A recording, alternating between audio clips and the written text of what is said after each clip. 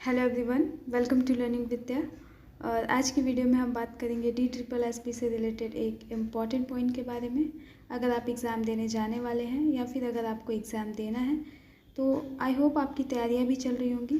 But इतनी तैयारियों के बावजूद भी अगर आपका फॉर्म जो है वो रिजेक्ट हो जाता है या फिर आप किसी भी रीज़न के कारण वहाँ पे सिलेक्शन नहीं ले पाते हैं तो उन चीज़ों से कैसे बचा जा सके, तो ये DSSB का ऑफिशियल डेटा मैं यहाँ पे आपको शो कराऊंगी, जिसमें आपको कुछ बच्चों की लिस्ट होगी एंड उनके थ्रू मैं आपको दिखाऊंगी कि कौन कौन सा ऐसा रीज़न है या फिर कौन कौन से ऐसे एरियाज़ हैं जहाँ पे जो DSSB है वहाँ पे उन्होंने स्टूडेंट को रिजेक्ट लिस्ट में डाल दिया है, ताकि आपका जो भी ये प्रोसेस है, जो भी आपका ये टाइम है, ये बहुत ज़्यादा प्रीसियस है और आपका रिजेक्ट ना हो के आप सेलेक्ट हों एंड सक्सेस पाए लाइफ में। तो वीडियो को स्टार्ट करते हैं और सबसे पहले हम देखते हैं इन सारे डेटास को। ठीक है, तो जैसा कि आप सामने देख रहे हैं अपने कि ये जो है government of NCT of Delhi से ये आपका रिलीज़ हुआ है, जो भी ये प्रेस है। ठीक है, Delhi subordinate service selection board, rejection number list 453।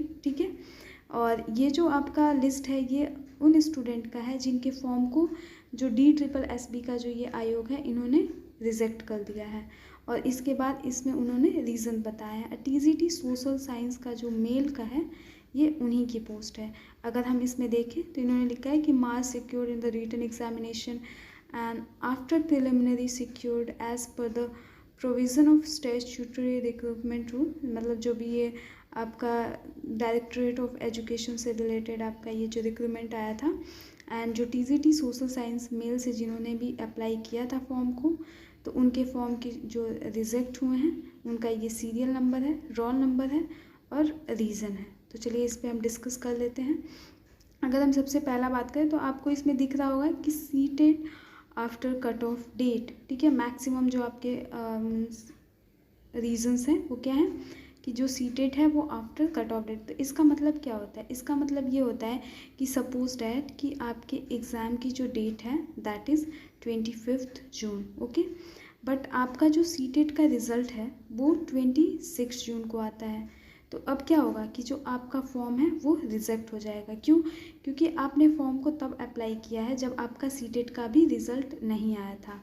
तो इन सारे स्टूडेंट ने क्या किया था कि अभी इन लोगों ने सीटेट का एग्ज़ाम दिया हुआ था और उन्होंने फॉर्म को भर दिया था। दूसरा है BEd instead of BEd special instead of BEd, मतलब कि BEd स्पेशल किया है।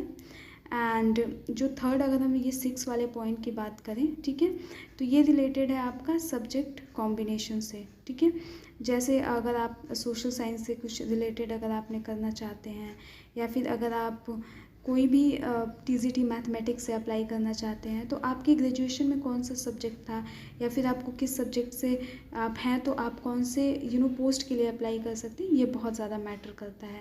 तो ये आपका क्या हुआ, सब्जेक्ट कॉम्बिनेशन से रिलेटेड हुआ। इन्होंने कुछ गड़बड़ किया है, इस वजह से इनका फॉर्म रिजेक्ट हो गया है। बाकी आप देख सकते हैं वही BEd special and seated after cut off date ये है and BEd special instead of BEd, जिन्होंने भी BEd स्पेशल किया हुआ है BEd के छोड़ के उनको। एंड ये देखिए seated qualified with relaxed in standard 85 marks. अच्छा ठीक है, UR जो कैटेगरी है इनकी जो कट ऑफ होती है वो 90 मार्क्स होती है, बट इन्होंने कितना सिक्योर किया है, 85 मार्क। ठीक है, एंड OBC का इनका जो आउटसाइड का सर्टिफिकेट है, इनका जो स्टेट है वो राजस्थान था, इस वजह से इनके फॉर्म को भी रिजेक्ट कर दिया गया है। मीन्स अगर आपका सर्टिफिकेट आपके स्टेट का नहीं है तो भी आपके फॉर्म को दिल्ली का नहीं है और किसी अदर स्टेट से है तो भी हो सकता है। एंड ये आपका रिलैक्सेशन से रिलेटेड है कि जो आपका एज रिलैक्सेशन था उनको इन्होंने फॉलो नहीं किया है। ठीक है, एंड अगर हम नेक्स्ट की बात करें तो वो भी है यही, फिर सीटेड आफ्टर कट ऑफ और फिर है आपका seated qualify in OBC category but applied under UR category. ठीक है, उन्होंने UR कैटेगरी के अंडर, और फिर इसमें आपका वही सारा है seated after cut off date. आपका जो मैक्सिमम इसमें आपको दिखेगा सीटेड नॉट डन, उन्होंने सीटेड उस डेट तक किया ही नहीं है। ठीक है, या फिर उनका आया ही नहीं है वो जो फॉर्म था। एंड ये देखिए 43% मार्क्स जो है इनका ग्रेजुएशन में था, बट 45% मार्क्स ये जो DSSB है इन्होंने डिमांड करा था, तो इस वजह से जो सीरियल नंबर A1 है OBC कैटेगरी में, उनका जो फॉर्म है उसको रिजेक्ट कर दिया गया। एंड फिर हम अगर बात करें तो अब ये जो पॉइंट आपका देखिए कि CTET qualified in maths and science, इन्होंने जो है सीटेट को मैथ्स एंड साइंस में क्वालिफाई किया, बट इन्होंने सोशल साइंस सब्जेक्ट से मतलब सोशल साइंस सब्जेक्ट से इन्होंने फॉर्म को फिल किया है। सीटेट को मैथ्स एंड साइंस से क्वालिफाइड किया, बट इन्होंने सोशल साइंस में अपना ग्रेजुएशन भी नहीं किया है। तो ये भी जो मिसमैच होता है, इस वजह से भी आपके जो फॉर्म है वो रिजेक्ट कर दिए जाते हैं। एंड ये भी पॉइंट जो है आपका वो एज रिलैक्सेशन से ही रिलेटेड है कि अगर आपने दूसरी कैटेगरी से या फिर आप एक वर्किंग कैंडिडेट हैं किसी और ऑफिशियल में, तो आपका कैसे एज रिलैक्सेशन का क्या प्रोसेस है, ठीक है। एंड ये OBC certificate issued from the Rajasthan, मतलब ये आउटसाइड का OBC सर्टिफिकेट है, और उससे आपने अगर किया है तो आपका जो रिजेक्ट मतलब आपका जो फॉर्म है वो रिजेक्ट हो जाएगा। ये एक जो थर्ड पॉइंट है, ये देखिए इंपॉर्टेंस इसकी, diploma in education instead of B.Ed, ठीक है। इन्होंने क्या किया हुआ है कि DLED किया हुआ है, बट इन्होंने TGT के लिए अप्लाई कर दिया है। इस बार तो ये साफ साफ नोटिस भी आ गया है। आप चैनल के प्लेलिस्ट में जाके एक वीडियो को देख सकते हैं कि जो इन्होंने डिमांड किया हुआ है वो डिग्री इन B.Ed किया हुआ है, ना कि डिप्लोमा इन B.Ed, ठीक है। एंड फिर ये जो रीजंस हैं ये सारे वही सीटेट आपका जो क्वालिफाई हुआ है वो उसके बाद हुआ है। तो ये जो सारे रीजंस हैं, अगर आप इनको देखेंगे तो आपको पता चलेगा कि आपको कौन कौन सी चीज़ें पहले से समझ में आनी चाहिए जब आप फॉर्म को भर रहे हैं।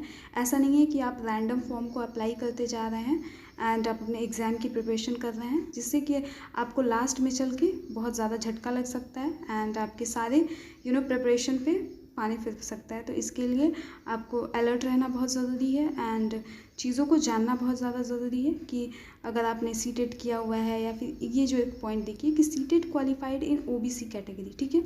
जो सीटेट है उन्होंने OBC कैटेगरी में क्वालिफाई किया है, बट उन्होंने क्या किया, अप्लाई जनरल कैटेगरी से किया है। इस वजह से ना ही वो एलिजिबल है जनरल कैटेगरी के लिए और ना ही वो एलिजिबल है OBC कैटेगरी के लिए।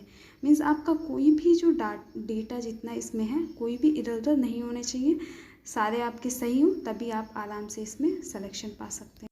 तो ये जो सारा डेटा था ये आपका DSSB का ऑफिशियल डेटा था। ऐसे ही वो सारे ही पोस्ट में निकालते हैं, चाहे वो TGT का नेचुरल साइंस का पोस्ट हो या फिर आपका मैथमेटिक्स का हो, आपका मतलब कोई भी सोशल साइंस से किसी भी सब्जेक्ट से हो, कुछ ना कुछ स्टूडेंट ऐसे निकल आते हैं। तो अगर आप अपने प्रिपरेशन को कर रहे हैं, आप इसमें अपना पूरा समय दे रहे हैं, तो आई होप कि आप चीज़ों को पढ़ लिए हैं, समझ लिए हैं एंड उस पर वर्क कर रहे हैं, ताकि आपको ये रिजेक्शन का जो लिस्ट है ये झेलना ना पड़े। बाकी अगर आपकी कोई क्वेरी हो तो आप कमेंट सेक्शन में पूछ सकते हैं। वीडियो के लास्ट तक बने रहने के लिए थैंक यू सो मच।